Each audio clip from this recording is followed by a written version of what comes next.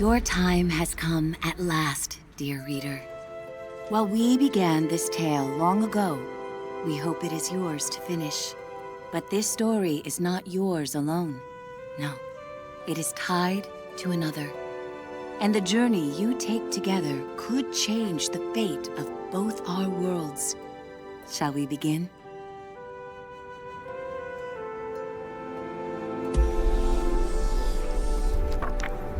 They called it the Cinder Night.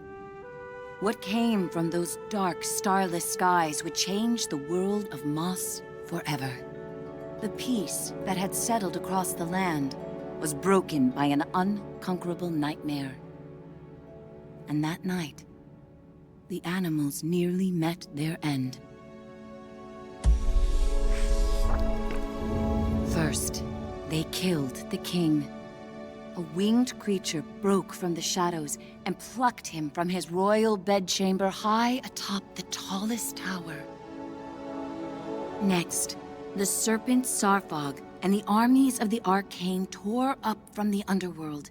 They ravaged the castle in search of that which gave the king power beyond understanding, one of the fabled glass relics.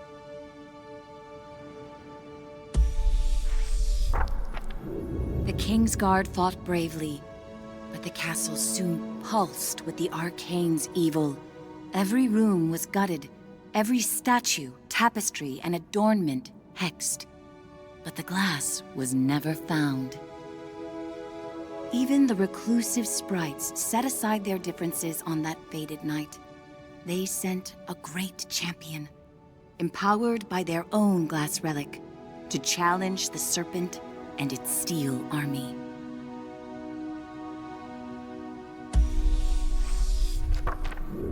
Meanwhile, Sir Argus, commander of the King's Guard, led the survivors west through a temple long abandoned by their ancestors and far away from their newly risen enemies. It was an arduous escape. Finally, after passage beneath the impassable mire, they found refuge in a clearing hidden safely in the trees.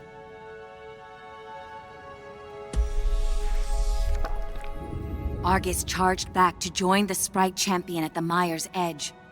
Together, they fought back the Arcane and sealed the temple passage that led to the clearing. But the champion was gravely injured. Clutching his glass, he retreated deep into the forest where he drew his last breath. A large tree grew upon him. It stood many years in watchful duty, safeguarding the glass and awaiting its next hero.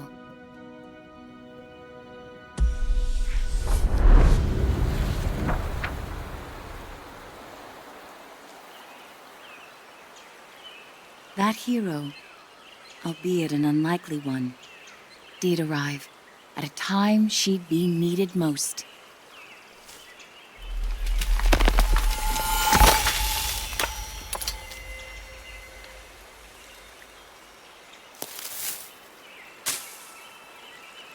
Quill was out adventuring beyond the edge of the clearing. Dusk was creeping in, but she wondered what she might find if she went just a little farther.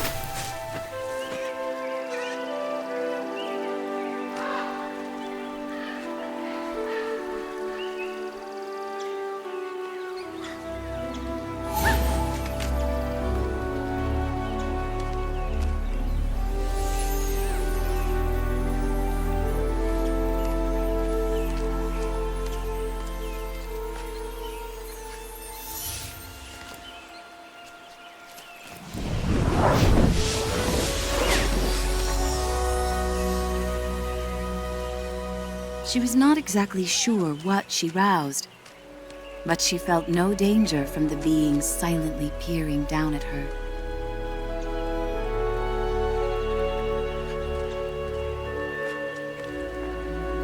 Quill had to hurry. The village gates would soon close, and night would follow.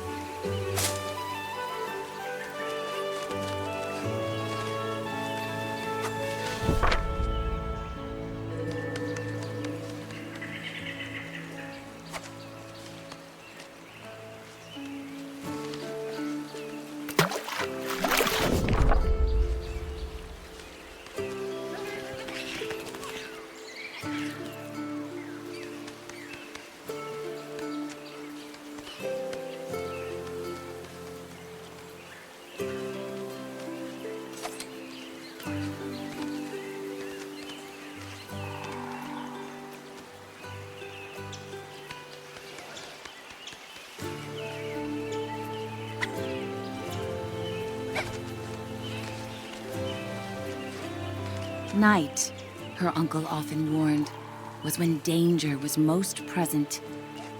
But Quill preferred the stories of the magical creatures that woke to protect the forest.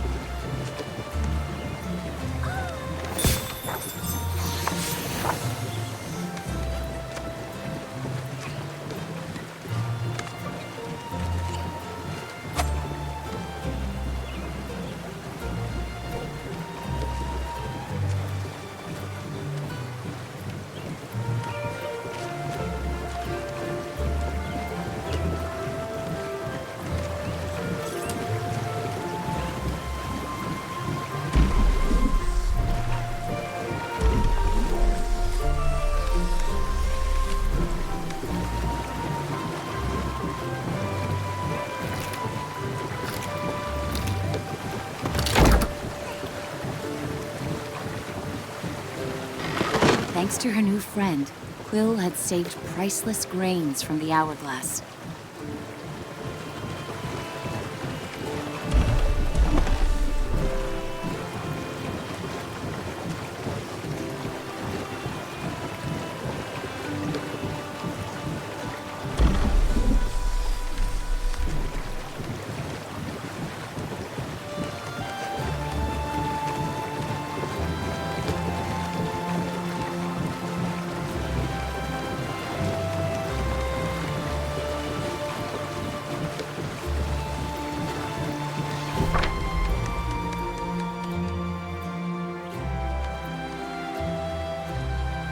She raced to the door of the cottage she shared with her uncle, hoping once he saw her discovery, he'd lose himself in tales of its legend.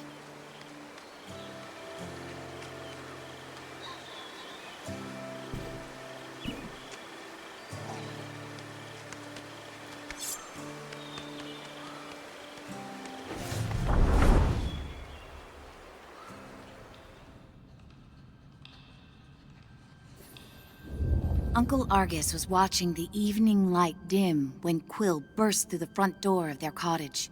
Uncle! Uncle, there's something you have to see! Out past the bell again, he scolded. Quill, I've told you countless times. I know, Quill replied, crestfallen. I didn't mean to worry you, but I found something strange and magical. Quill's hands trembled as she showed him the glass. What is it? She asked. A look of panic spilled over her uncle's stoic exterior. Where did you find this? Roared Uncle Argus. Quill had never seen her uncle so shaken. Just west of the clearing, she explained. And as soon as I picked it up, something started helping me. Uncle Argus followed her motion. A reader? With you, here, right now?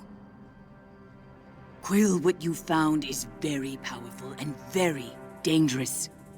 he said with great concern. If I could take this burden from you, I would. But this reader has chosen. Even with the moon full and bright, I must go right away. Quill pressed. Where are you going? I can help. We can help. No, he snapped. They'll find you and tear you apart. I have to go alone. It is for your own safety and for everyone here in the clearing.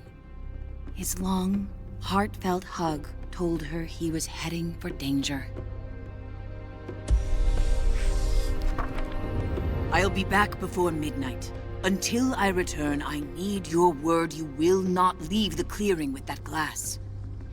Promise me, Quill.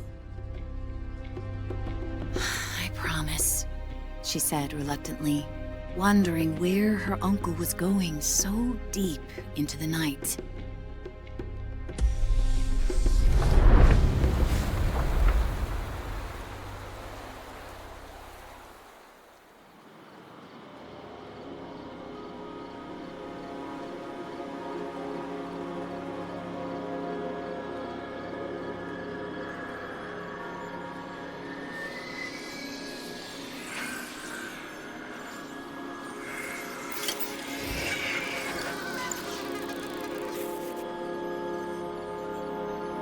Hey, kid! Kid! Wake up! Hey, kid, over here!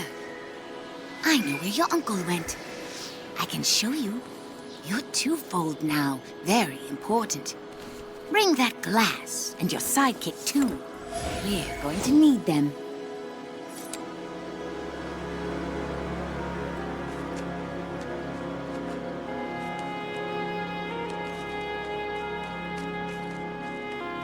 Quill called out, "Hey! Starling, wait!"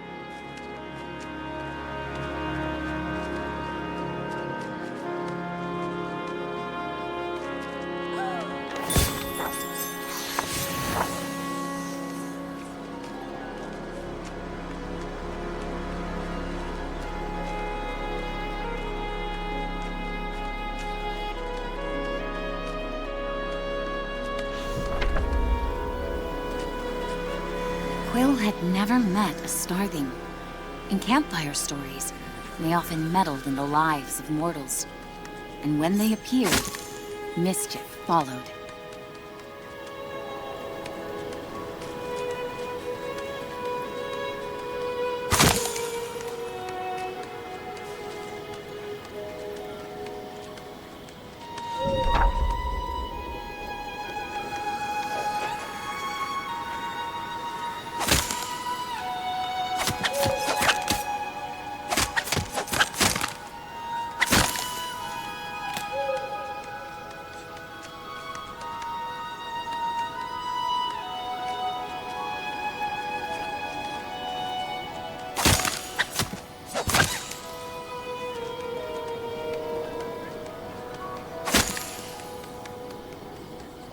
Passage through the eastern gate was strictly forbidden.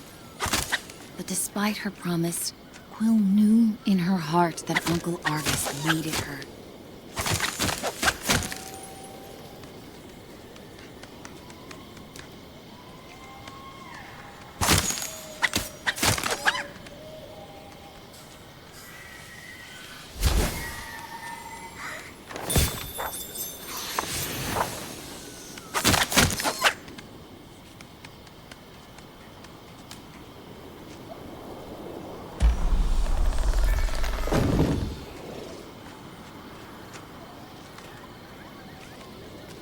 Quill demanded answers. Starling, you can't just barge in here with your riddles. Where is he? What do you know?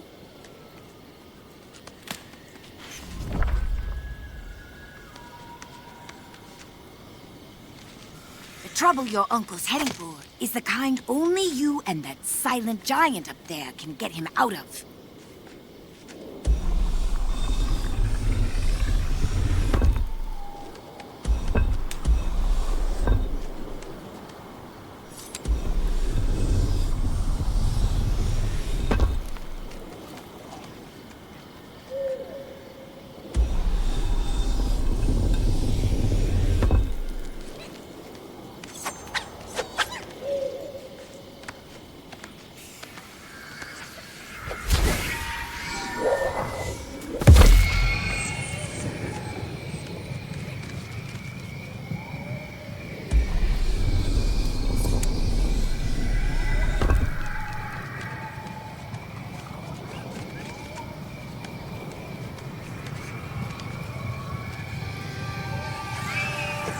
This way, kid.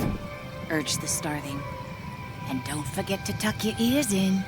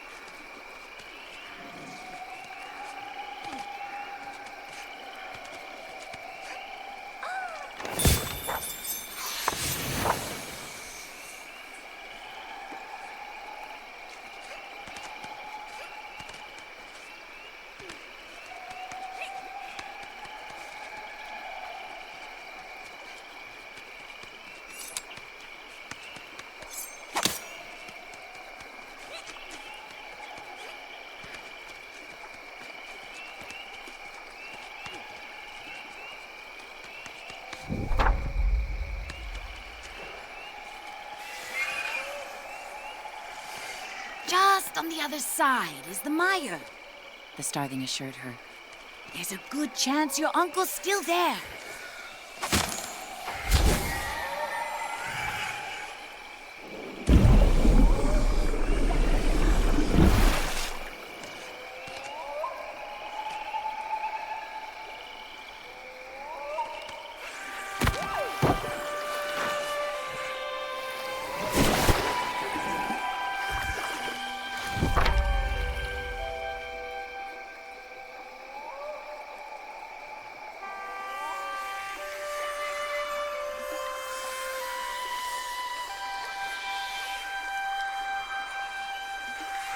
Did you hear that?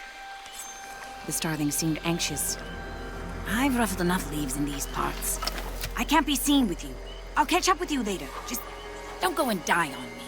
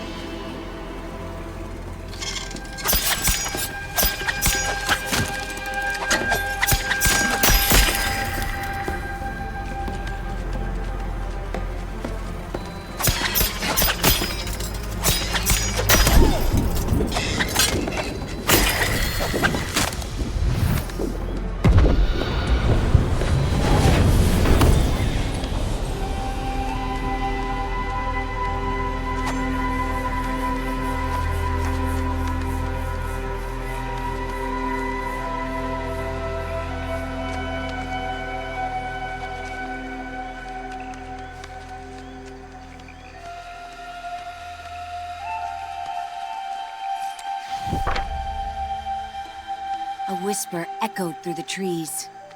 Fought like someone who has stolen our champion's power.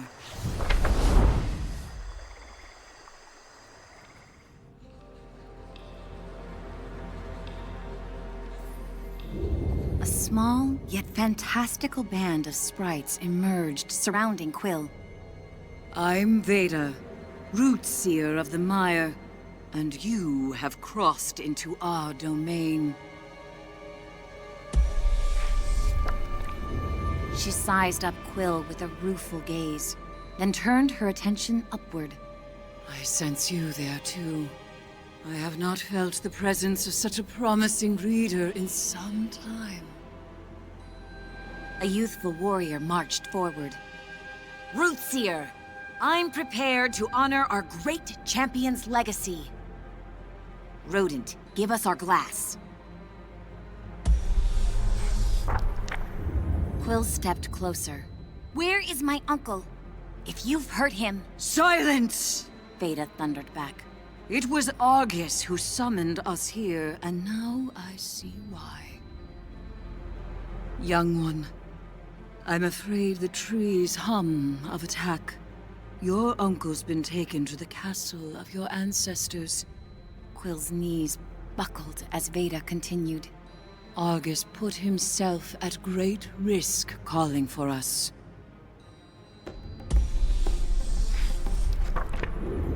Your uncle once took a solemn oath to protect the glass of your fallen king. He is the only one left who knows where it's been hidden. The Arcane have long sought to wrest that knowledge from him. And you dare to cross into the mire with our glass? Sarfog will soon burn through this forest looking to tear you and your reader apart. Unless, of course, you find them first. Take these. Weapons made for the mighty champion who died so that your people could live. Quill felt its otherworldly power course through her. Find your uncle twofold, before the serpent and its masters break him. The warrior fumed. Our glass with her? Rootseer! She's minuscule! Come now. The reader has chosen its hero. We must let their story unfold. Veda replied with a frost of finality, and vanished into the shadows of the mire.